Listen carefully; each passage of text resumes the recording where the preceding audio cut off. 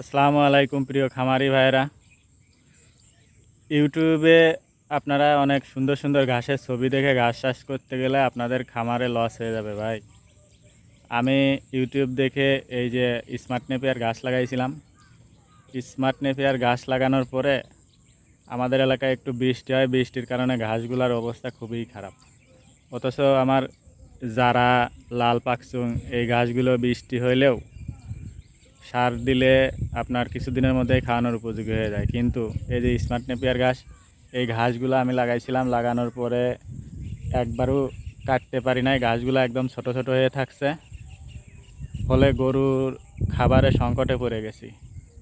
সুতরাং ইউটিউবে ঘাস দেখে আপনার এলাকার অবস্থা বুঝে আপনি ঘাস লাগাবেন ভাই।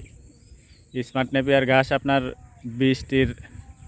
বৃষ্টি হলে যেখানে পানি কম বাঁধে, যেখানে পানি জমে না, সেখানে লাগালে মোটামুটি ভালো হয়। কিন্তু যে এলাকায় বৃষ্টি একটু বেশি হয়, যে এলাকায় বৃষ্টির পানি জমে থাকে, ওই এলাকায় স্মার্ট নেপিয়ার লাগালে আপনার প্রচুর সমস্যায় পড়ে যাবেন ভাই।